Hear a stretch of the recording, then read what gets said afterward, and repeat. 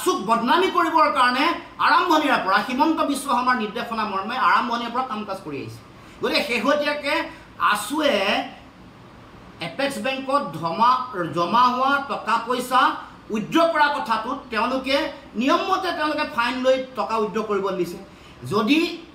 RBI regulation violet কৰি তেওঁলোকে টকা দিছে কাৰোবাক কোনোবা এজেন্সিক আছুকে ধৰি কাৰোবাক কাৰ্বি তেতিয়াহ'লে তাৰ কাৰণে দুখী বেংক কৰ্তৃপক্ষ তাৰ কাৰণে দুখী বেংকৰ চেয়াৰমেন বিশ্বজিৎ ফুকন গতিকে বিশ্বজিৎ ফুকনকে অতদিনে ইমান দিনে সৰ্বানন্দ সোণোৱাল আৰু হিমন্ত বিশ্ব শৰ্মাই কিয় চুচৰাই জললৈ নিক্ষেপ কৰা নাই আমি আচৰিত হৈছোঁ যে যদিহে এনেকুৱা ধৰণৰ RBI ৰেগুলেশ্যন কাৰণ RBI ৰেগুলেশ্যনখন আছুৰ ওচৰলৈ নাহে RBI ৰেগুলেশ্যন আহিব বিশ্বজিৎ ফুকনৰ ওচৰলৈ বিশ্বজিৎ ফুকনলৈ অহা ৰেগুলেশ্যনখন লুকুৱাই ৰাখি এই 1% কমিশ্যনৰ 1% টকাৰ লোভত যদি বিশ্বজিৎ ফুকনে সেই কামটো কৰিছে আছুক যদি RBI ৰেগুলেশ্যন ভায়োলেট কৰি টকা উলিয়াব দিছে তাৰ কাৰণে দুখী আছুৰ নেতৃবৰ্গ নহয় তাৰ কাৰণে দুখী বিশ্বজিৎ ফুকন গতিকে সেই সময়ত উইথড্ৰ কৰাৰ প্ৰচেছটো তেওঁ নাজানাৰ কাৰণে লুৰিণজ্যোতি গগৈ তাৰমানে মই বিৰোধী হৈ আছোঁ মই গগৈ হোৱাৰ কাৰণে মোৰ লগত আকৌ সন্দিকৈ আৰু ইফালে অখিল গগৈ গৌৰৱ গগৈ আৰু হীৰেণ গোহাঁই ছাৰ থকাৰ কাৰণে মোক লক্ষ্য কৰি লৈছে গতিকে এইটো এটা তেওঁলোকৰ ডিজাইন এই ডিজাইনটো কৰি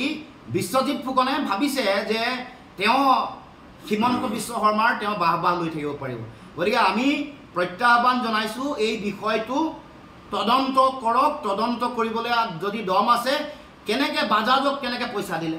বাজাজৰ পৰা কেনেকৈ আজিলৈকে টকা জমা নহ'ল বাজাজৰ এই যিবোৰ পইচা ওলাই লৈ গুচি গ'ল এইবোৰ পইচা জমা হ'ল নেকি আছুক দিয়া টকা পইচা 1,50,000 40,000 30,000 এইবোৰ পইচা যিবোৰ চেক তেওঁলোকে দিছে এইবোৰতো ঘূৰি গৈ তাতে জমা হৈছে এখনো চেক ক'ৰবাত বাউন্স হোৱা বুলি প্ৰমাণ কৰে যদি আছে যদি দেখক আছুৰ সভাপতি আৰু সাধাৰণ সম্পাদকৰ স্বাক্ষৰতহে আছুলে অহা ধনৰাশি আছুলে চেকত অহা ধনৰাশি উইথড্ৰ কৰা হয় গতিকে ইয়াত লুৰিণ গগৈ কেতিয়াও পইচা উইথড্ৰ কৰিব নোৱাৰে এই কথাৰে তেওঁ এটা উদ্দেশ্য প্ৰণোদিতভাৱে এই কামটো জনমানসত হেয় প্ৰতিপন্ন কৰিবৰ কাৰণে এই কাম কৰিছে তেওঁ লক্ষ্যটো চাব তেওঁ কাক লক্ষ্য কৰি লৈছে আগতে তেওঁ বড়ো বিদ্বেষী কথা বুলি কৈ দিলৱাৰ হুছেইনক লক্ষ্য কৰি লৈছিলে এইবাৰ তেওঁ লক্ষ্য কৰি লৈছে আমাৰ সন্দিকৈ উপাধিৰ যিগৰাকীয়ে লিখিছে তাৰপিছত লুৰিণজ্যোতি গগৈ গৌৰৱ গগৈ হীৰেণ গোহাঁই তাৰমানে সাম্প্ৰদায়িক ৰহণ হানি এটা সাম্প্ৰদায়িক দৃষ্টিভংগীৰে কোনোবা এটা জাতি হত্যাক লক্ষ্য কৰি বিদ্বেষী মন্তব্যৰে এই কামটো কৰিছে ভূপেন বৰাৰ নামটো কোৱা নাই তাৰমানে এই যে নিজ মানসিকতা আছে বিশ্বজিৎ ফুকন বা বিজেপি দলৰ আৰু তেওঁ এই গোটেই কথাটো তেওঁ নিজে কোৱা নাই হিমন্ত বিশ্ব শৰ্মাৰ ডিক্টেশ্যন মতে এইটো বিশ্ব শৰ্মাৰ টিউশ্যন নোলোৱাকৈ বিশ্বজিৎ ফুকনে এটা বাক্য ক'ব নোৱাৰে গতিকে এইটো স্পষ্ট যে আজি যদি কিবা তেওঁলোকে এনেকুৱা ধৰণৰ ৰেগুলেশ্যন ভায়োলেট কৰি আছুক তেওঁলোকে টকা উইথড্ৰ কৰিবলৈ দিছে তাৰ কাৰণে দুখী বিশ্বজিৎ ফুকনৰ বিৰুদ্ধে তদন্ত হ'ব লাগে আৰু তেওঁক তাৎক্ষণিকভাৱে জেললৈ পঠাব লাগে আৰু এই গোটেই প্ৰক্ৰিয়াটোত প্ৰত্যাহ্বান জনাইছোঁ দম আছে যদি তেওঁলোকে চৰকাৰে বিশ্বজিৎ ফুকনে তেওঁলোকে তদন্ত কৰক আজি বিশ্বজিৎ ফুকনক প্ৰত্যাহ্বান জনাইছোঁ সাহস আছে যদি দম আছে যদি এপেক্স বেংকৰ কেলেংকাৰী যিটোত তেওঁ জড়িত বিধি বহিৰ্ভূতভাৱে বাজাজক পইচা দিছে বিধি বহিৰ্ভূতভাৱে বেলেগক পইচা দিছে এইবোৰৰ তদন্ত কৰক তদন্তৰ আওতালে সকলোকে আনিবৰ কাৰণে তেওঁ প্ৰচেষ্টা হাতত লওক তেওঁ তদন্ত কৰিবৰ কাৰণে ব্যৱস্থা গ্ৰহণ কৰক জইণ্ট একাউণ্ট 3জন মানুহৰ নাম থাকে নাম থকা এটা একাউণ্ট য'ত আছুৰ সভাপতি সম্পাদক আৰু বিত্ত সম্পাদক উলিয়াবৰ কাৰণে দুগৰাকী মানুহৰ স্বাক্ষৰ লাগে সভাপতি সম্পাদক বা সভাপতি বিত্ত সম্পাদক বা সম্পাদক আৰু বিত্ত সম্পাদক সভাপতি আৰু সাধাৰণ সম্পাদকে সাধাৰণতে স্বাক্ষৰিত কৰি যিকোনো ধৰণৰ মেজৰ যিটো ট্ৰেনজেকশ্যন যিটো কৰা সেইটো সভাপতি আৰু সম্পাদক গতিকে মোক লক্ষ্য কৰি কিয় লৈছে এইটোতো বুজা নাই সভাপতি নাম সেইটোৱেতো কথা সভাপতি আৰু বিজেপিত জইন কৰাৰ লগে লগে তেওঁ মানে গংগাত গা ধুই অহা নিচিনা হৈছে গতিকে চক এইবোৰ কথা মানে এই গোটেই কথাটোৰ কাৰণে বিশ্বজিৎ ফুকনেই এপেক্স বেংকৰ আজি যে এই অৱস্থা তাৰ কাৰণে জগৰীয়া বিশ্বজিৎ ফুকন আমাৰ জাতীয় সম্পদ হিমন্ত বিশ্ব শৰ্মাৰ লগত কি সম্পৰ্ক আছে নাজানো নে বাগানবোৰে চোৱা চিতা কৰে নেকি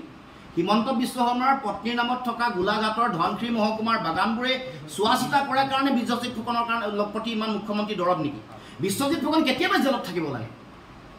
অতদিনে কৰা অনিয়মবোৰৰ কাৰণে আৰু তেওঁ কেন্দ্ৰীয় সমিতিৰ সভাপতি সম্পাদকৰ দায়িত্ব জীৱনত নাই লোৱাৰ কাৰণে আছুটো কেনেকৈ চলে নাজানে আৰু আছুটোৰ প্ৰতি তেওঁ বিদ্বেষ ভাৱ থকাৰ কাৰণে এই আছুৰ গোটেই ট্ৰানজেকশ্যনৰ যিটো প্ৰিণ্ট আউট উলিয়াই পিনে মই কৈ দিছোঁ, এইটো ৰাজহুৱা আজি কৰিছোঁ, প্ৰিণ্ট আউট উলিয়াই তেওঁৰ যিটো ৱেব পৰ্টেল স্কাই টিভি নে কি আছিলে, স্কাই নামটো আছিলে, তাৰ এগৰাকী সাংবাদিকৰ হাতত গোটেই ডকুমেণ্টখিনি আমাৰ দিনৰ পৰা আৰম্ভ কৰি এই উৎপল শৰ্মালৈকে এই গোটেই ডকুমেণ্ট যেতিয়ালৈকে তেওঁৰ স্কাই টিভি আছিলে, পিছৰ দিনবোৰতো তেওঁলোক সেই যিগৰাকী সাংবাদিক তেওঁৰ লগতে তেওঁৰ সম্পৰ্ক, তেওঁৰ হাততে এইবোৰ তথ্য পাতি অৰ্পণ কৰিছে, তাৰমানে আছুক বদনামী কৰিবৰ কাৰণে। বিশ্বজিৎ ফুকনে সেই যিগৰাকী সাংবাদিক তেওঁৰ হাততে প্ৰিণ্ট আউট উলিয়াই এই গোটেই আছুক ট্ৰেঞ্জেকশ্যনবোৰ দিব খুজিছে। এনেকুৱা ধৰণৰ নীতিবহিৰ্ভূতভাৱে যদি কাম বেংক কৰ্তৃপক্ষই কৰিছে, কাৰণ এই গোটেই কামটোৰ লগত এখন চেক জমা হয়, চেকখন ক্লিয়াৰ নোহোৱাকৈ যদি আছুক পইচা উলিয়াই লৈ যাব দিছে, তেতিয়াহ'লে তদন্তৰ মূল দায়িত্ব তেওঁলোকে ল'ব লাগিব।